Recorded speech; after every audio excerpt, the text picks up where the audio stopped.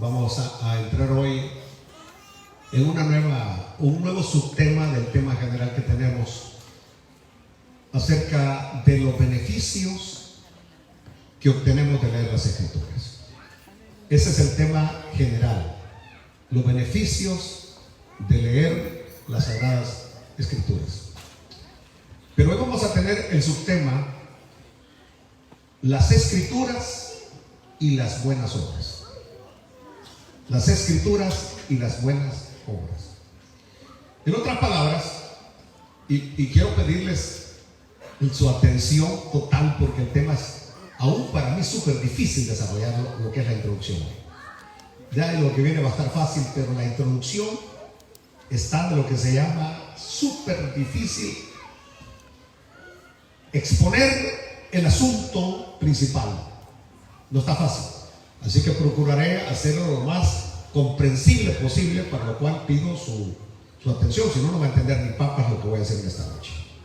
Entonces, decía, estamos con uno de los temas, oíganlo bien, más polémicos que ha habido en la historia de la teología, en lo que es la historia de la teología, incluyendo desde los tiempos de Pablo hasta los tiempos nuestros.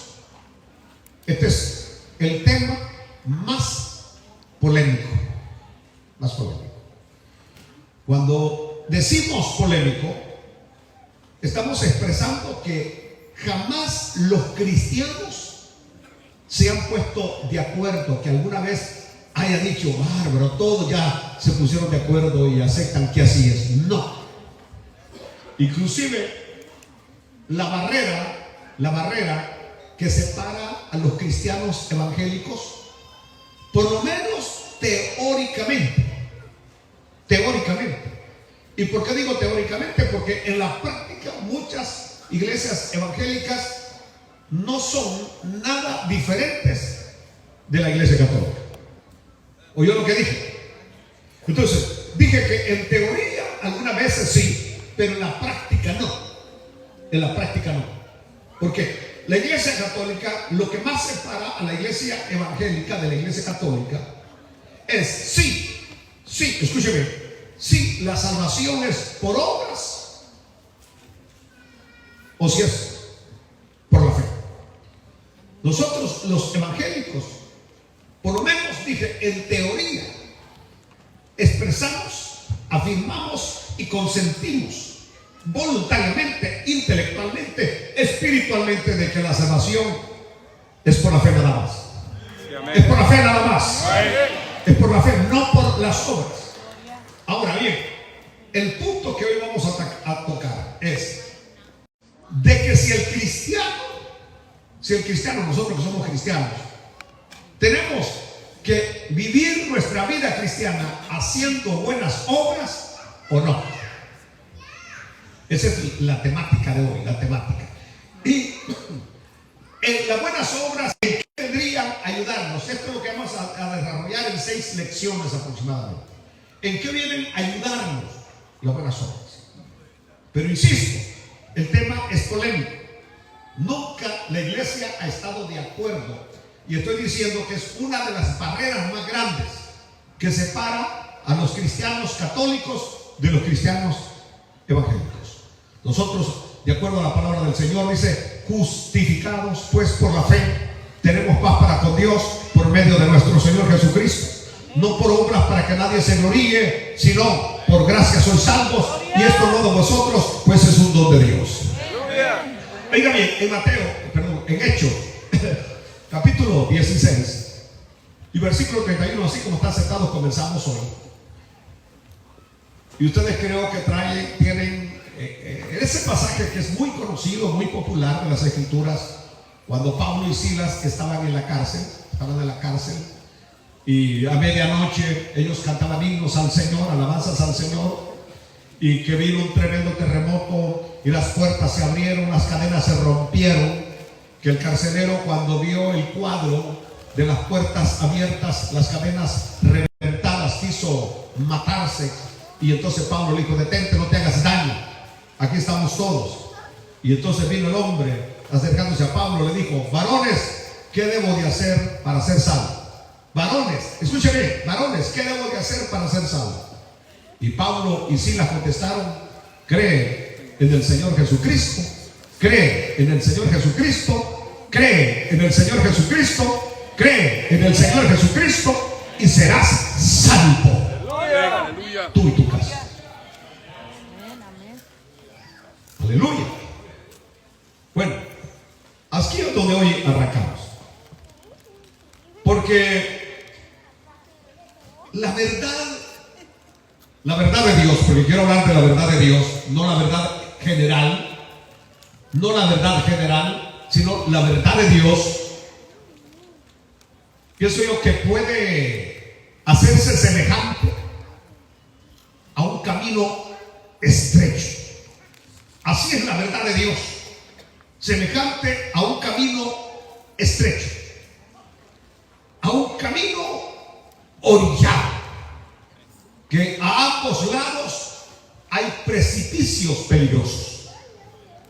En otras palabras, la verdad es tan estrecha que uno no puede dar un mal paso porque termina fuera del camino estrecho. A ambos lados hay tremendos precipicios. A la derecha hay precipicio y a la izquierda hay precipicio, y uno tiene que mantenerse dentro del sendero para no caer en el error. En otras palabras, diríamos que la verdad transcurre en medio de dos cimas de error, dos abismos de error. Y por eso van a ver ustedes cuántos han naufragado en cuanto a la verdad de Dios. Personas que tal vez en algún momento se han mantenido en el estrecho, en el camino correcto, y luego de repente caen en una cima, ya a la derecha o a la izquierda, porque insisto, a ambos lados está el error. A la vuelta de la esquina está el error. En un canto que entonamos puede estar el error. En un mensaje que oímos puede estar en el error. En un video que usted ve por las redes sociales puede estar en el error. En el hermano que va a la reunión familiar y que el pobre no indaga, no profundiza en la palabra, puede estar en el error. Aleluya. Por ejemplo, algunas veces uno tiene predicadores favoritos. Y cuando yo veo los predicadores, hombres de Dios que han existido tremendamente y que cayeron en el error, el evangelista G. Ávila cayó en el error en algún momento, aún haciendo predicciones erróneas, y muchos otros grandes predicadores en algún momento han caído en el error. Y yo no estoy exento de repente de decir algo que no sea la verdad de Dios. Todos, en otras palabras, por eso aquí uno tiene que caminar de una manera cuidadosa. Amén. Aleluya. Ahora, lo acertado de esta figura puede verse en la tendencia que hay en nosotros mismos de ir de un extremo al otro extremo. Y ahí es donde muchas veces está la problemática, porque somos fáciles de caer de un extremo al otro extremo. De repente, en un descuido, caemos o vamos de un extremo al otro extremo. Por eso, hoy, en esta noche, yo imploro la presencia del Espíritu de Dios, porque solo el Espíritu de Dios puede mantenernos en el equilibrio.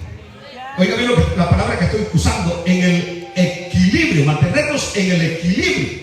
Si fallamos en el equilibrio, es semejante al trapecista que va en una cuerda en lo alto, y va el trapecista, pero si falla en el equilibrio, ¿qué va a pasar? Va a caer, se va a venir abajo el trapecista. Lo mismo es en la verdad de Dios. Un desequilibrio, un descuido y caemos en el error. Oiga bien lo que voy a decir esta noche. Es probable probable que algunos de ustedes manejen conceptos erróneos. Conceptos erróneos. ¿Cuántas veces hemos sido espantados cuando en nuestros campamentos de jóvenes o de mujeres o de damas de repente salen cosas, haciendo cosas totalmente fuera de la palabra? Predicadores que de repente se paran en el púlpito y de repente empiezan a decir cosas totalmente fuera de la palabra. Aleluya. Uno de los problemas nuestros es que nosotros no tenemos, escúchame, una base doctrinal, teológica suya. No la tenemos. Y nosotros los pentecostales, porque somos pentecostales, somos los más propensos a no profundizar en el conocimiento de las Escrituras. Porque nosotros somos más propensos al grito de que el fuego cayó, que el fuego cayó. A eso nos encanta, y estar en el voladero y estar en el movimiento y estar moviendo las rodillas nos encanta. Pero cuando estamos oyendo palabra profunda, doctrina profunda, teología, ahí como que dice, esto no está emocionante. O sea, en otras palabras, nos gustan los tacos con chile. Y si no tienen chile, entonces no es emocionante. Estoy hablando de los chiles, la emoción. La emoción, la emoción, la emoción, la emoción, la emoción, la emoción. Y por eso es que somos vientos llevados de cualquier doctrina, nubes de cualquier doctrina, porque no tenemos profundidad teológica. Y perdemos el equilibrio fácilmente perdemos el equilibrio. Aleluya. Todavía están aquí, ¿verdad? Bueno, ¿saben cuál es el problema de esto que estoy hablando, que caeríamos en el error? Porque para mí el error no es tanto la negativa de la verdad. ¿Qué dije? Que el error no es tanto ¿qué? La negativa de la verdad. La negativa de la verdad. El error no es tanto la negativa de la verdad, sino la tergiversación de la verdad. Ahí es donde está el problema.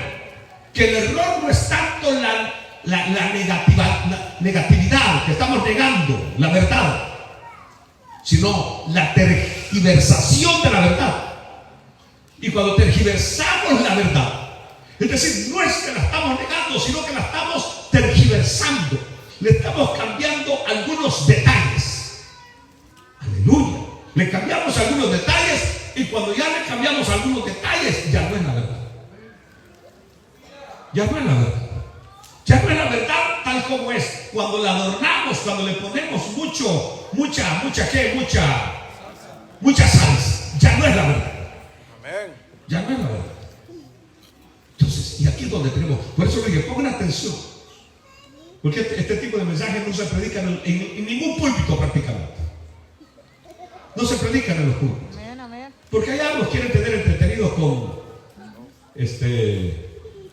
y esto significa que estamos en victoria, y esto significa que estamos en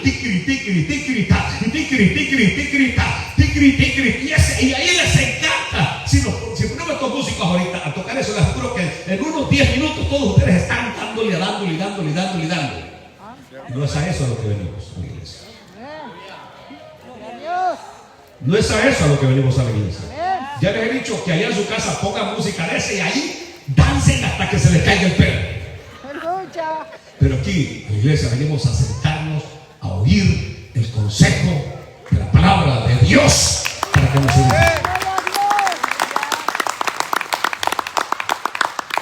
Bueno, oiga bien esta parte. Y esa es la parte más difícil de explicar. Escúchenla bien. Porque la historia de la teología, porque la teología tiene su historia. La teología tiene su historia. Amén. Por ejemplo, uno puede estudiar la doctrina de la salvación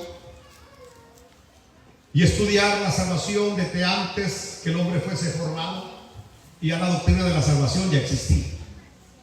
Uno puede estudiar la salvación de la dispensación de la inocencia, y ahí está la doctrina de la dispensación. En la ley, y ahí está la salvación. En la gracia, y está la. Es decir, uno puede estudiar, pero por eso digo, en la historia de la teología nos ilustra el hecho que estoy explicando hoy de manera solemne y gráfica.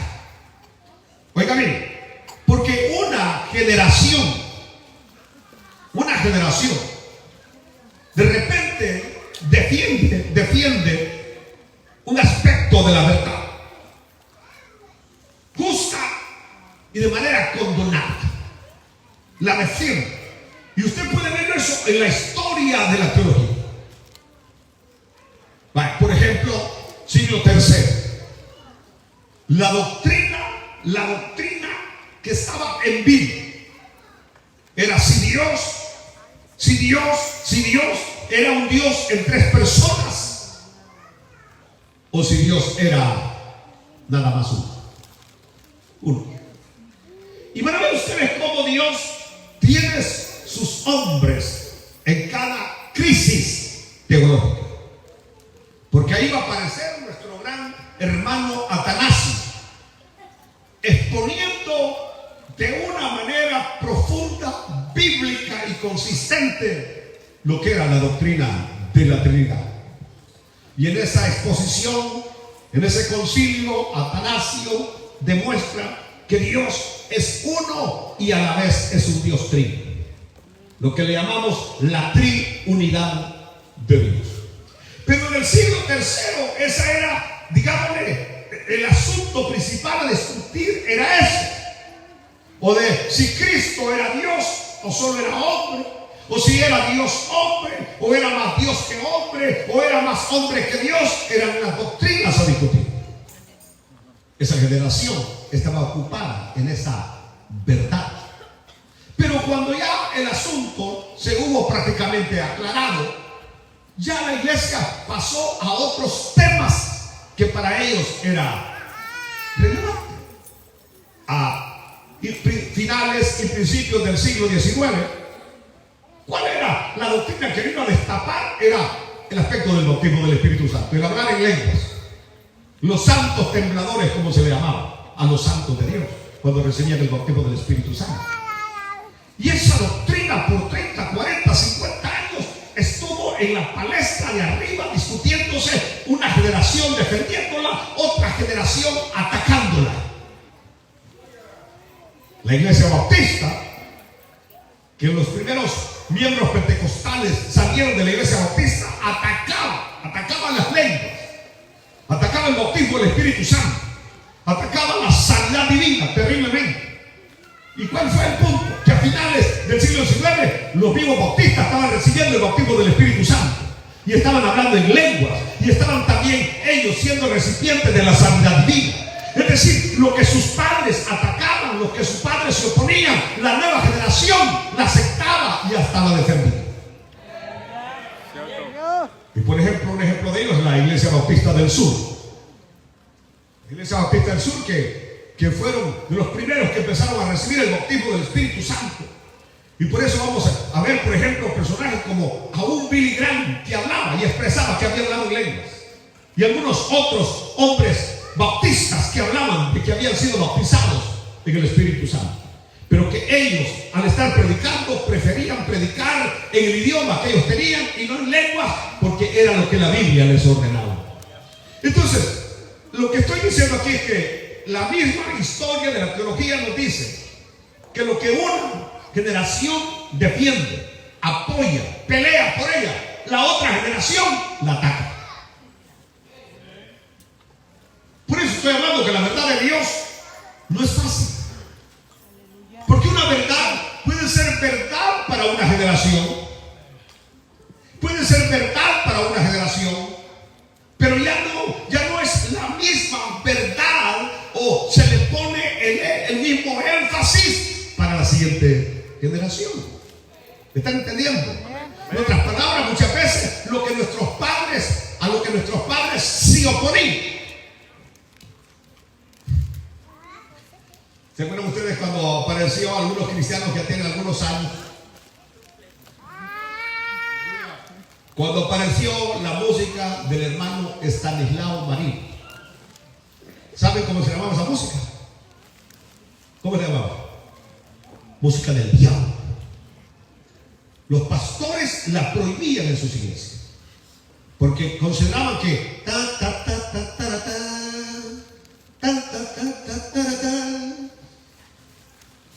Muchas veces vivo a mi pensamiento. La conservan como música del diablo, porque para ellos la única música de Dios era: escogido fui de Dios por el amado. Y ahí estaban con aquellas grandes grabadoras a todo volumen: escogido fui de Dios por el amado. Los dúos músicos de cuerdas, era la única música cristiana. Pero Generación de Jesús, Grupo El Recto, Estanislao Marino o José Holguín eran del diablo. ¿Se acuerdan ustedes? Entonces, lo que nuestros padres atacaban,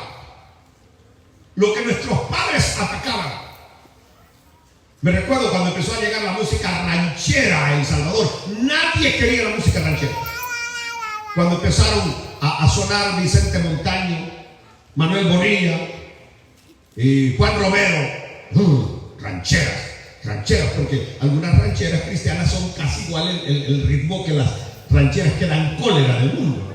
Entonces no aceptaban, entonces la atacaban desde los púlpitos, los pastores que no preparaban mensaje, de lo único que iban a hablar era en contra de la música. Aleluya. Gloria a Dios. Pero ahora nuestros púlpitos, música, ya prácticamente la música de afuera con la música de la iglesia, ya nadie dice nada. Y ahí tenemos, por ejemplo, al hermano Luis Felipe.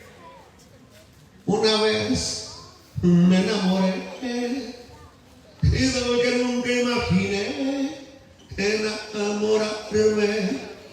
Y quieren imitar a Juan Gabriel, y quieren imitar a los temerarios, y quieren imitar a los caminantes, que se vayan al diablo los caminantes. Aleluya. Entonces, lo que estoy diciendo es que muchas veces lo que una generación se opone, la otra la acepta.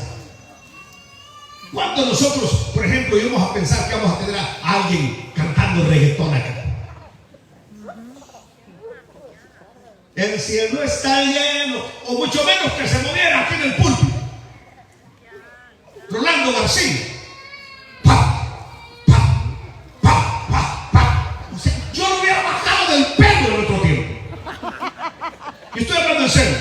Lo hubiera ido, amiguito, váyase a saltar allá al campo, vaya a saltar, pero aquí, este es el altar de Dios. No, es decir, era una posición que simplemente porque así nos habían enseñado. Y como me dijo alguien, entonces si David hubiera venido en este tiempo, lo hubieran sacado del pelo de las iglesias.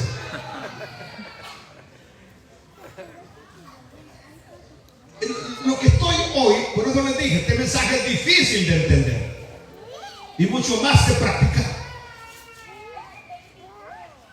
en mi misma vida. Yo voy a ser claro. Yo he pasado por 2 etapas teológicas. Porque yo me crezco asambleísta. Es decir, con una línea doctrinal arminiana. ¿Y cuál es la línea arminiana? Donde la soberanía de Dios queda a un lado, donde la elección de Dios queda a un lado, y que el único responsable para ser salvo o para condenarse es el hombre. Y eso yo lo prediqué por años.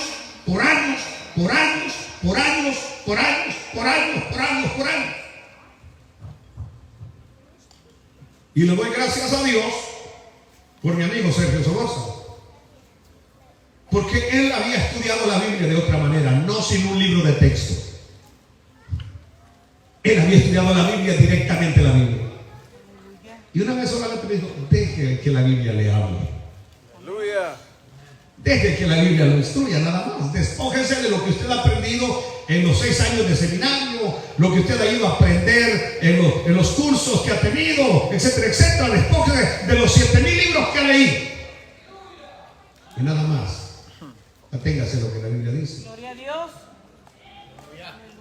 Y me dijo él, le recomiendo que agarre un libro de la Biblia y un día X estudie ese libro con su congregación. Vaya de manera exegética, estudiando versículo por versículo. La única diferencia es que él agarra párrafos grandes y se los acaba en un mensaje. Y yo muchas veces me trabo en un solo versículo. Y me dijo, usted ha sabido todavía más que se detiene en un versículo que yo. Y ahí fue cuando yo empecé a descubrir cosas que jamás habían subido a mi mente ni a mi corazón. Gloria a Dios, aleluya. Ahí es donde yo descubro que el Dios que adoramos es un Dios soberano. Gloria a Dios. Ahí en la Biblia es donde descubro que Dios nos eligió y que no fuimos nosotros los que lo elegimos a Él. Ahí es donde descubro que Dios no solamente nos eligió, sino que nos eligió desde antes de la fundación del mundo, desde antes que Adán existiese. Dios ya nos había elegido para ser salvos. Ahí es donde descubro que la salvación no depende de lo que yo hago, sino de lo que Cristo hizo en la cruz del Calvario. Ahí es donde descubro que yo no puedo por mi propio esfuerzo superar ninguna debilidad de mi naturaleza humana, porque mi naturaleza humana se inclina a hacer lo malo. Es decir, lo lógico y lo natural es que haga lo malo, pero que solamente con la gracia de Dios se puede obtener la victoria sobre la maldad. Aleluya. ¿Y sabes qué significó esto? Crecimiento de la iglesia del Señor. Cuando empecé a predicar lo que la Biblia enseña, lo que la Biblia dice, eso se tradujo en crecimiento de la iglesia. Gloria a Dios. Crecimiento de la iglesia. Cuando empecé a predicar acerca de que somos salvos nada más por la fe y no por las obras. Y como iglesia, esta iglesia evangélica no solamente es teoría. Aquí procuro que practiquemos que la salvación es por la fe y no por las obras. En otras palabras, que no es por lo que usted hace que va a ser salvo. Inclusive he enseñado y sigo enseñando que usted no va a ser salvo porque da diezmos, como en unas iglesias enseñan que si usted da diezmos va a ser salvo. Si usted no da diezmos, lo único es que va a vivir una vida arruinada, arrastrada, acabada, miserable económicamente, pero no lo va a hacer perder la salvación. En cambio, el que diezma vive una vida de progreso, de victoria, bendecida de parte de Dios. Es lo único, pero no le ayuda para la salvación. De hecho, todas las personas que diezman viven bendecidas. Yo soy uno de ellos.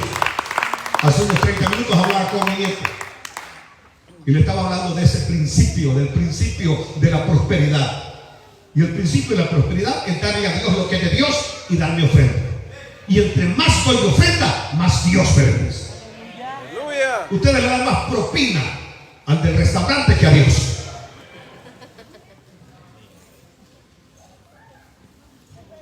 Aleluya. Regresemos aquí al tema. Entonces, el asunto está que muchas veces adoptamos posiciones doctrinales sin ir a las Escrituras. Y cuando yo adopto una posición doctrinal sin ir a las Escrituras, o simplemente tomar un texto como pretexto, como el pastor que murió mordido por una serpiente en el púlpito. Ustedes lo vieron hace 4 o 5 años, ¿verdad? Pastor morenito, de aquí de Estados Unidos, que lo de él todo el domingo era estar predicando con una serpiente en la mano.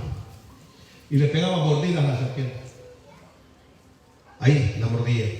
Y él decía que la Biblia a él le enseñaba que tomarán en sus manos serpientes o cosa mortífera y no les hará daño.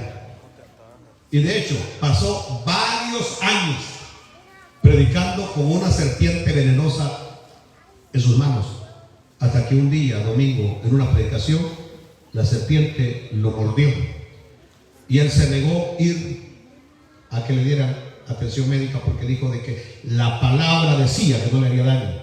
A las 2 horas estaba muerto. Entonces, es cuando agarramos texto como pretexto. La Biblia nunca ha enseñado eso, de que tengo que andar agarrando serpientes en mi mano. Nunca la Biblia me ha enseñado eso. Entonces, cuando nosotros no tenemos una base bíblica sólida para una doctrina, simplemente eso va a ser un error. Va a ser un error doctrinal. Entonces, por eso es bien importante hoy que vayamos a la palabra del Señor para saber lo que realmente es verdad de Dios y lo que no es verdad de Dios. Amén. Amén.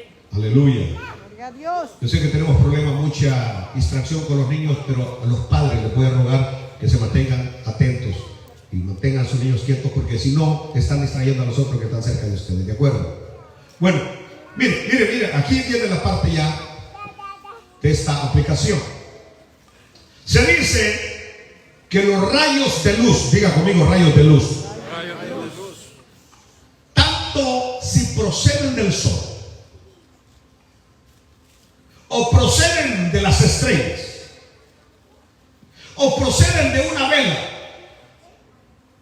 no importa de dónde procedan los rayos de luz, no importa de dónde procedan, se mueven en línea recta perfecta. Todos los rayos de luz, vengan de donde vengan, que vengan del sol, o si vienen de las estrellas, o si vienen de una vela, ¿qué dije? Que se mueven los rayos en línea recta perfecta. Ahora, nosotros con todas nuestras obras, que por supuesto son inferiores a las de Dios. Amén. ¿Entendió lo que dije? Amén. Y aún con la mano más firme, con el pulso más firme, jamás usted va a poder trazar una línea recta perfecta. Se quedan en la luna, ¿verdad? Porque nosotros vendríamos a ser como una vela. Y Dios podría ser el sol. Y dije que todo rayo de luz, si proviene del sol, las estrellas, una vela. ¿Qué dije? Una línea recta, perfecta. Así son los rayos. Entonces, allá tenemos a Dios y aquí nos tenemos a nosotros que nos creemos muy. Y nosotros dije que aún con el pulso más recto, más firme, con la mano más firme, jamás podemos trazar una línea recta perfecta. Amén. Y los grandes inventores no han podido todavía hacer algo que produzca una línea recta perfecta. Usted así, pero yo he visto los láser, no son una línea recta perfecta. Ya a la postre se va desviando. Y por eso van a ver ustedes, es dentro de las grandes incógnitas de la tierra. ¿Por qué las pirámides de Egipto, las pirámides de México, están perfectamente alineadas a los 4 puntos cardinales? Perfectamente alineadas. Y cuando usted pone las pirámides de Egipto con las de México, están así, en una línea recta, perfecta. Que son una de las grandes interrogantes: ¿quién las hizo y por qué fueron perfectas? Que a este momento, con todo el avance tecnológico no se puede construir un edificio que tenga línea recta perfecta.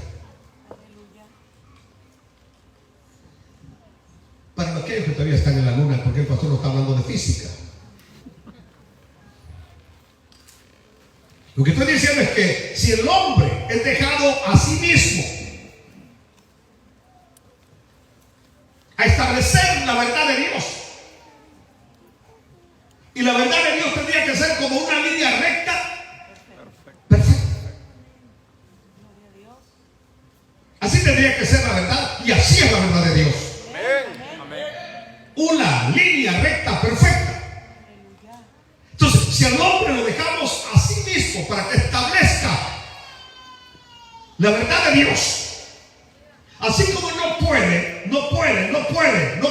establecer una línea recta perfecta, tampoco si lo dejamos a él mismo va a establecer una verdad de Dios recta y perfecta.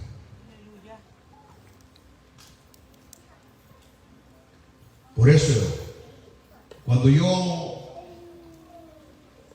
dejo los libros, y escúcheme, porque hay un señor que se llamó Carlos Russell. A ver, digan conmigo Carlos Russell y repitan porque no se olviden. ¿Quién fue Carlos Russell? Charles Russell, el fundador de los Testigos de Jehová. El fundador de los Testigos de Jehová. Y el juez Rutherford fue su sucesor. Y Charles Russell escribió 14 tomos comentarios de la Biblia, que son los libros que usan sus seguidores para preparar sus enseñanzas, sus sermones.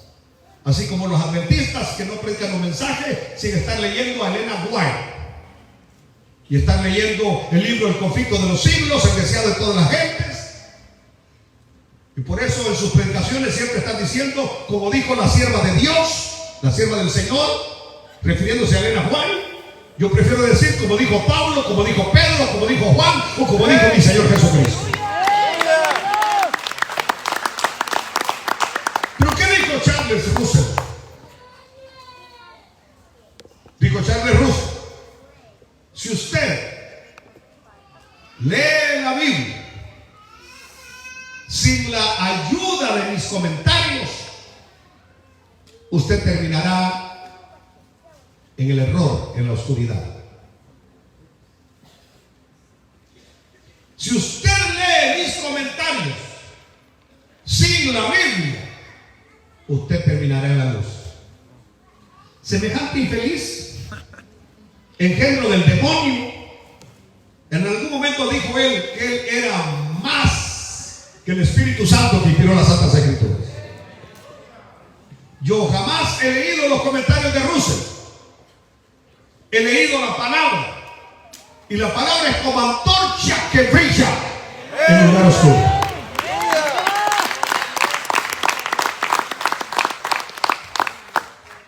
Entonces, la verdad de Dios no puede ser establecida por el hombre. No puede. Por eso cuando yo voy y trato de extraer verdades de libros, voy a terminar mal. Tengo que extraer verdades de la palabra. Y aún quien inspiró la palabra es el Espíritu Santo. Y solamente el autor original de la palabra sabe qué quiso decir cuando dijo.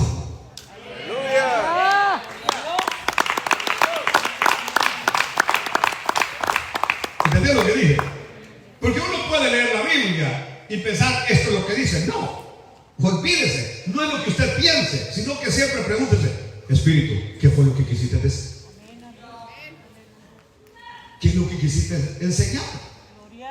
No es lo que yo interpreto, no es lo que tú lees. ¿Saben que en comunicación existen 3 elementos principales? ¿Cuáles son? El mensaje del medio, el emisor el receptor. Vaya, usted estudia comunicaciones. Ahí está el ingeniero Fernando Díaz. Entonces, emisor, mensaje, receptor. Son los tres elementos de la comunicación. Pero el emisor es el que codifica el mensaje. En otras palabras, esto es durísimo, porque la mente piensa, hilvana, razona, produce ideas de palabras, luego frases que se expresan en oraciones. Y que muchas veces lo que usted quiso decir no es lo que terminó diciendo, porque no pudo codificar el mensaje, no lo pudo codificar, no lo pudo realizar el mensaje. Pero ya el mensaje llegó. Ahora al receptor le corresponde decodificar el mensaje. Entonces muchas veces lo que el emisor dice no es lo que el receptor interpreta. Y por eso hablan de ustedes que hay tantos malos entendidos.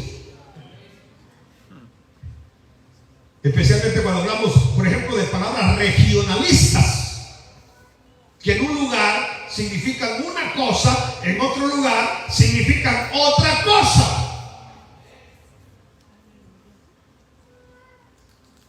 Vaya, no se vayan a asustar, mexicanos. No se vayan a asustar, mexicanos. ¿Cuántos mexicanos tenemos aquí? Salvadoreños. ¿Cómo le llamamos nosotros a lo que queda del café abajo? ¿Cómo blanca? ¿Cómo se llama? Decirlo fuerte. ¿Lo oyeron, mexicanos? ¿Cómo se llama? ¿Lo oyeron?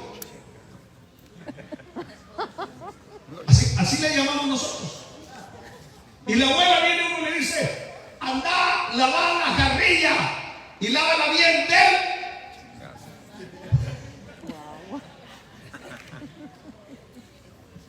Entonces la primera vez que yo le dije a un mexicano: uy, usted lo único que me da es, dijo, pastor, las tres divinas personas, me dijo, y la Virgen del Refugio, me dijo. Entonces le dije: ¿por qué? Es que esa palabra para nosotros, me dijo, es la palabra más ofensiva, me dijo. De veras ustedes. ¿Y cómo le dicen ustedes? ¿Ah? Asiento. Pero los salvadoreños le dicen chingas.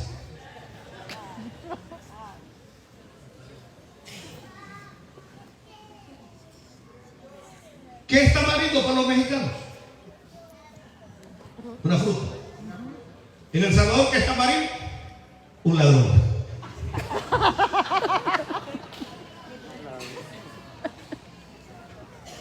¿Qué es mariposa?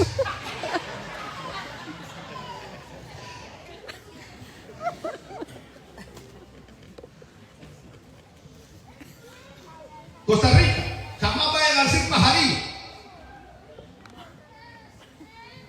Porque mis amigos del Dúo Esperanza, los viejos, no los jóvenes, sino los viejos, fueron a Costa Rica, al estadio Saprissa de Costa Rica, a una campaña con Jorge Rasky, y empezaron ellos con sus guitarras acústicas.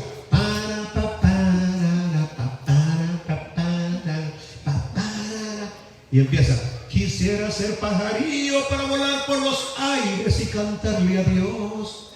Y empieza toda la mara de la grada.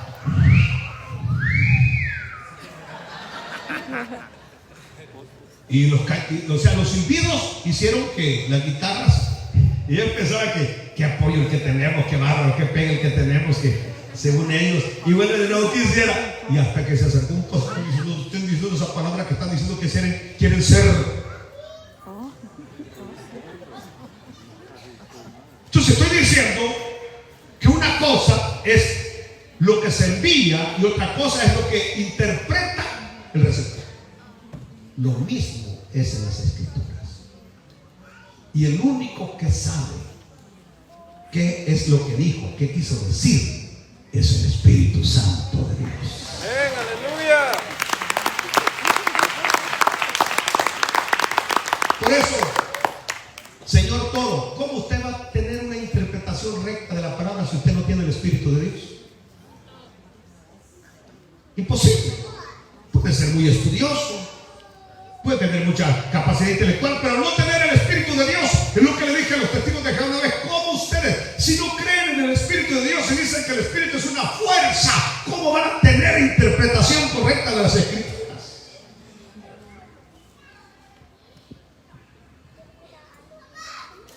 La Biblia por sí misma se interpreta bajo la alianza del Espíritu.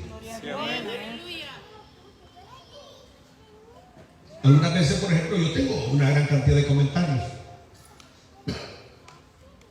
pero yo no voy primero a los comentarios, primero voy a la Biblia, después solamente voy a los comentarios para ampliar la verdad que ya tengo concisa, en síntesis de la palabra. Aquí lo que me dan es carne para ponerle al esqueleto que ya tengo, pero la verdad concisa ya la tengo en mi mano. Aleluya. Aleluya. Gloria a Dios. Mire, por ejemplo, ahí hablé de equilibrio. ¿Se acuerdan ustedes que hablé de equilibrio?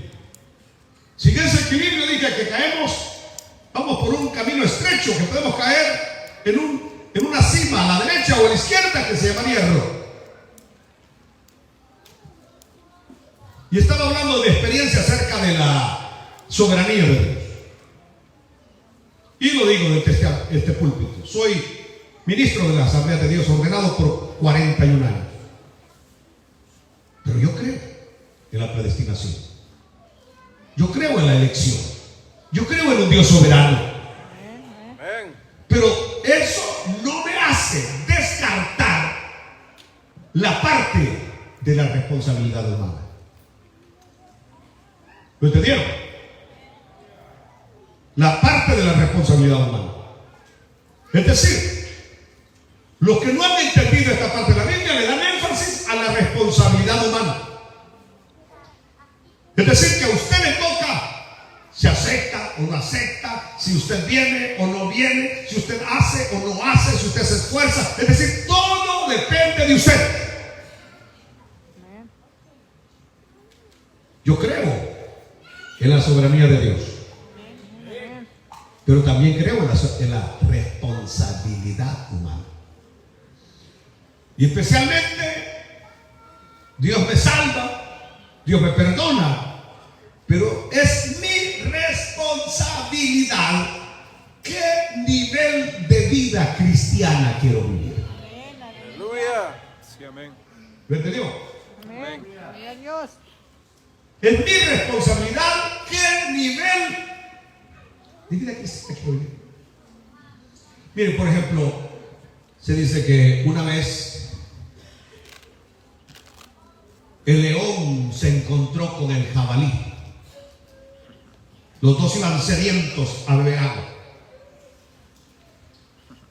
Y no sé si ustedes lo saben, pero uno de los animales a los cuales el león no puede vencer fácilmente es al jabalí. No lo puede vencer. El jabalí es terrible. Y los dos animales esos se respetan terriblemente, el león y el jabalí. Así que cuando los dos llegan al mismo tiempo al agua, la gran pregunta era: ¿quién va a tomar agua primero? El león rugió y el jabalí le mostró sus grandes cuernos, que si lo logra ensartar ahí muere el león.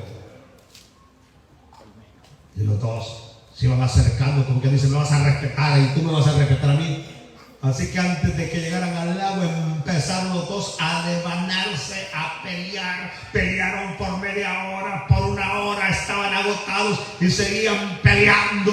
Después, jadeando, se quedaron un segundo porque ya no podían, ya no tenían fuerzas y se estaban ahogando porque tenían sed.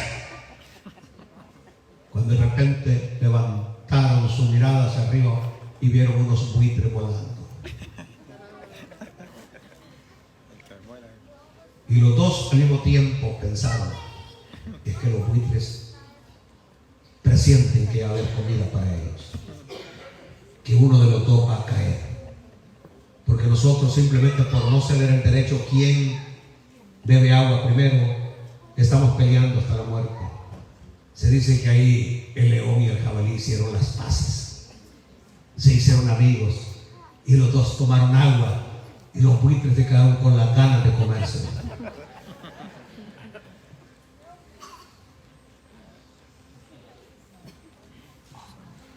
Moraleja: ¿cuántos momentos de felicidad ustedes se pierden por estar peleando? ¿Entendió? Y los buitres ahí están sobre las cabezas de ustedes.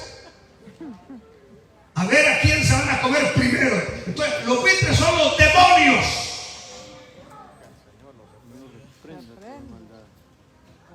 Y que ustedes saben que a nosotros los demonios nada más pueden atacar nuestra mente. ¿Sabían ustedes eso o no lo sabían?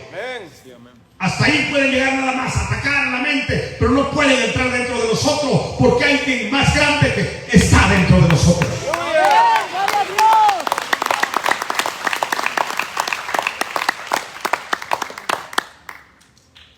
Entonces, la responsabilidad humana. Ustedes no son felices porque no quieren. Ustedes no viven en paz porque no quieren. Aquel día les hablé del anciano del amor, que cuando invitamos al anciano del amor, los otros dos ancianos, el dinero, el éxito vienen con él, porque donde va el amor, ahí va también el dinero y ahí va también el éxito.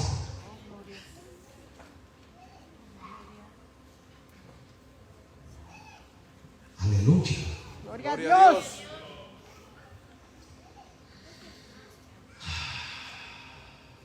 Pero el diablo les está robando las bendiciones de Dios, pero que ustedes quieren. Amén, amén. Por no vivir en esa vida de paz y armonía. Les voy a contar otra historia, la de los dos gatos. Mejor no se la cuento, o la quieren oír. Ay, quieren la historia de los gatos. A dólar. Dos gatos hambrientos andan por la calle viendo qué encuentran. Por fin ven una gran rebanada de pan. Los dos se abalanzan, llegan y yo la vi primero, pero yo me abalancé primero, que yo la vi primero. Y están imagínense dos gatos peleando. Parece que no es mucha la diferencia. Por fin le dice uno al otro: mira, ahí está un mono, porque el mono vio el cuadro y dijo: ese pan me lo como. Así dijo el mono: ese pan me lo como. Y dijo: ¿por qué están peleando? Dijo: es que yo lo vi. Sí, dijo, pero yo me avancé primero. Tranquilo, le dijo, yo voy a decidir. ¿Quiere que yo sea juez? Sí, señor mono, y no sea usted juez. Dijo el mono: miren, tranquilo, mitad para cada uno. De acuerdo, dijeron ellos, de acuerdo. Y vino el mono y lo partió. ¡Pah! Ay, dijo, qué barbaridad, este pedazo quedó más grande que el otro, ¿no? Yo lo arreglo, no se preocupe, le dijo. Y le pegó la gran mordida, pero qué mordida que le pegó, que cuando dijo: uy, dijo, ahora este quedó más pequeño y este más grande, dijo. Pero no se preocupe, dijo, yo lo arreglo. ¡Pah! Se le pegó la otra mordida. Otra vez me pasé, dijo, este quedó ahora más pequeño y este más grande. Yo lo arreglo, y entre arreglo y arreglo se comió el pan.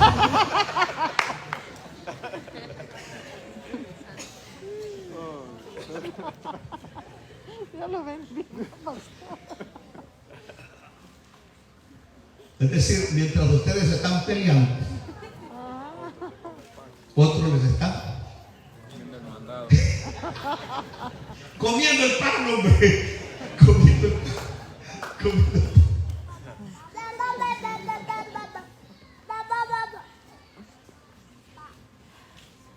Entonces, por eso hay algo de responsabilidad humana.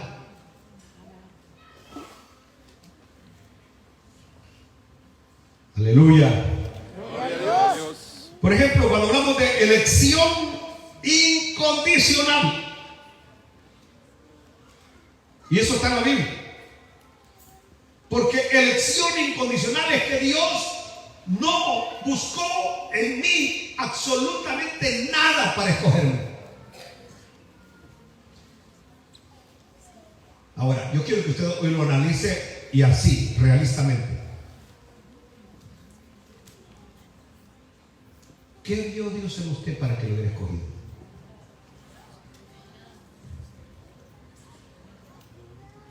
¿Qué vio Dios en usted?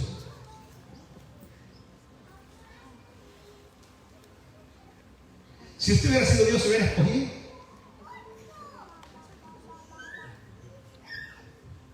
Para nada.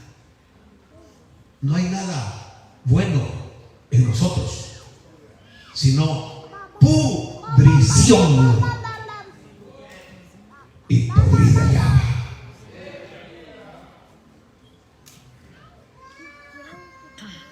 Nada, absolutamente nada.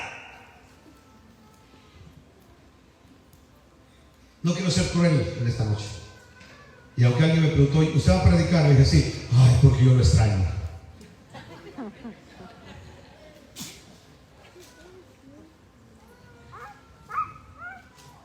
No, pero hoy no quiero ser cruel. Pero no hay nada en nosotros. La elección es incondicional. Sin nada que haga que yo mereciera que el Señor me escogiera. Pero cuando yo hago énfasis demasiado en la elección incondicional, es decir, Dios ya eligió a los que van a ser salvos, ¿sí o no? Amén. ¿Conoce ya el Señor a los que van a ser salvos? Amén. Entonces, ¿para qué predicamos?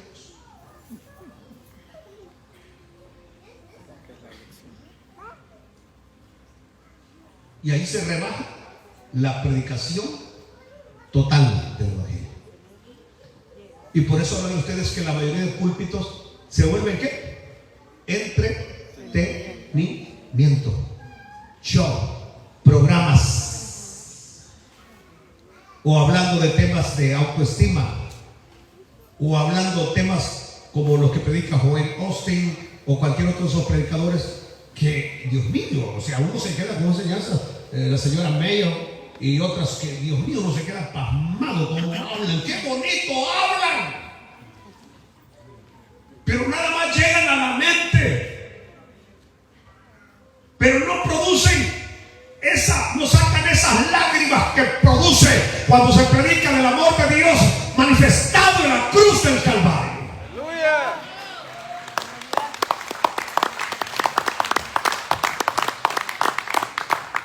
Entonces, cuando yo le doy a la elección incondicional demasiado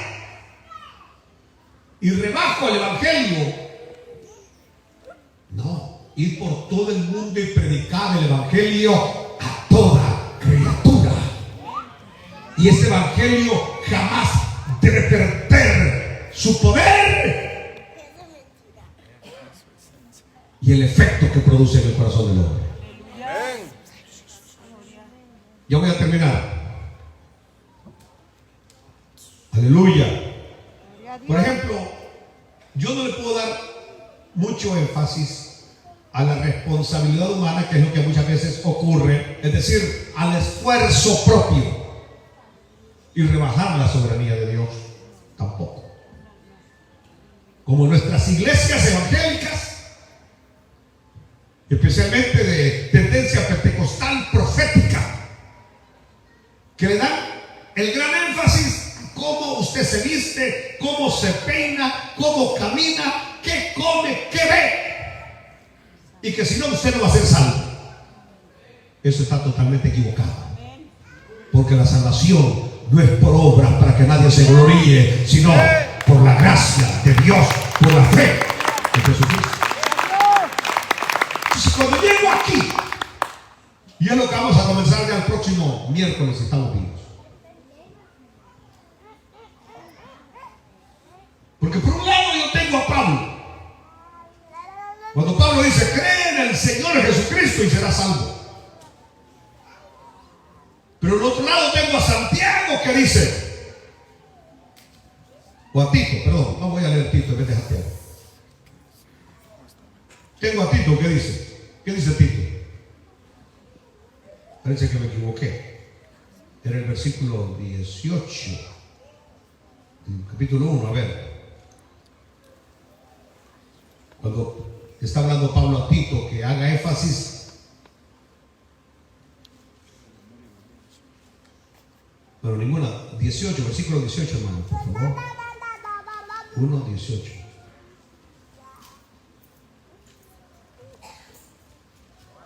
¿No hay? ¿No hay 18? 1:8, perdón.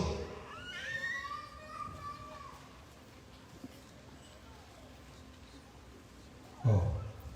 Pues dice, debe ser hospedador, amante de lo bueno, hospedador, amante de lo bueno. Es decir, Pablo está hablando ahí de qué? De buenas obras. Haciendo énfasis en buenas obras. Entonces, la interrogante que nos queda planteada es la siguiente. Después de que soy salvo, ¿necesito hacer buenas obras? Amén. ¿O no necesito hacer buenas obras? Número 2, si esas buenas obras me ayudan para la salvación o no tienen nada que ver con la salvación.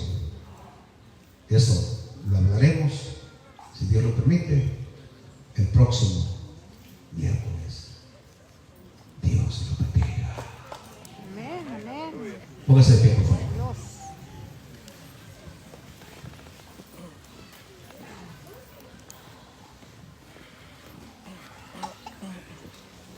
Amado Padre que estás en los cielos, hoy te brindamos las gracias. No es fácil mantener una línea recta de verdad, Señor. Y si no fuese por tu palabra y el Espíritu Santo que inspiró la palabra, naufragaríamos en el error. Caminaríamos en la mentira, Señor. No es fácil mantener esa doctrina estable, esta verdad estable, porque muchas veces tratamos de tergiversarla a nuestro provecho, pero tu verdad es la verdad, y conoceréis la verdad, conoceréis la verdad. Porque solamente tú, Cristo, que eres la verdad, puedes darnos la verdad. Sí, Padre. Como iglesia, esta iglesia, te suplicamos que siempre nos reveles tu verdad. Sí, Señor. Que no nos permitas caer en cosas que aparentemente no son tan relevantes, pero que nos aparten de la verdad, Señor. En el nombre de Jesús te lo pedimos. Amén. Cuando conocemos la verdad hay que abrazarla y no soltarla. Sí, amén.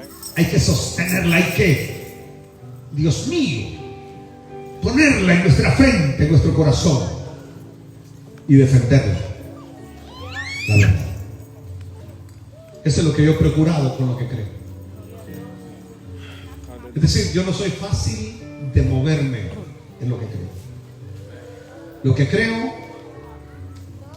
es porque lo he recibido de la palabra. Y soy inamovible en lo que creo. Inamovible en lo que creo. Inclusive he platicado con amigos míos, cuando les pongo mis puntos de vista bíblicos, y dicen, yo nunca lo había visto así.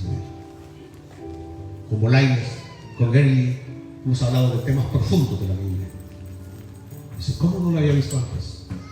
Digo, porque muchas veces solamente repetimos, enseñamos lo que hemos escuchado de otros, pero no nos vamos al origen, a la fuente original que es la palabra. Por eso, lo que estoy tratando de sembrar en cada uno de los corazones de ustedes es amor, deseo de estudiar la palabra de Dios. Aleluya. Ese es el propósito de estas enseñanzas. Amor y deseo de estudiar la palabra. Si alguna persona de esta noche noche le quiere entregar su corazón al Señor, no es un mensaje evangelístico, pero una vez más, solo Jesús puede salvarte, solo Jesús puede justificarte, solo Jesús te puede perdonar tus pecados. Así que si hay alguien esta noche, le extiendo la invitación para que venga al Señor. ¿Hay alguien este día miércoles que le entregue su corazón al Señor? ¿Hay alguien? Vamos, que levante su mano. Es miércoles, pero podemos orar por usted y te puedes ir ya bendecido y en las manos de Dios. Vamos, es hora ya de acercarte a Dios, de entregar tu vida, tu alma al Señor. Así que estamos extendiendo esta invitación para alguien que quiera hoy en esta noche entregarle su vida al Señor. Ahí viene este joven, Dios le bendiga. Pasa adelante. Y es un joven. Ya no está tan acabado como nosotros. Este está entero todavía. Para que le sirva al Señor, para que predique el Evangelio, para que testifique de Dios y de sus maravillas. Acércate, bienvenido, bienvenido, bienvenido, bienvenido. No ha sido fácil. No ha sido fácil tu vida. Pero hoy estás tomando la mejor de las decisiones. Vas a tener que luchar con algunas amistades que van a querer extraviarte del camino. ¿Saben lo que dice Pablo? Las malas amistades corrompen las buenas costumbres o los buenos deseos.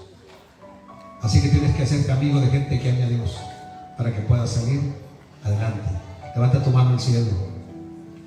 Y ahora quiero que repita estas palabras y le digas: Padre Celestial, te doy gracias por haber enviado a tu Hijo Jesús a morir por todos mis pecados.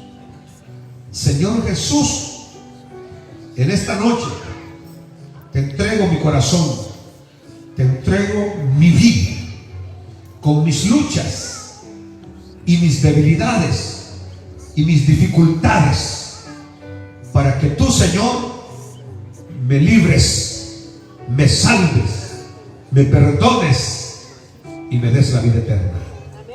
Porque desde hoy yo creo y confieso que soy salvo, y lo creo.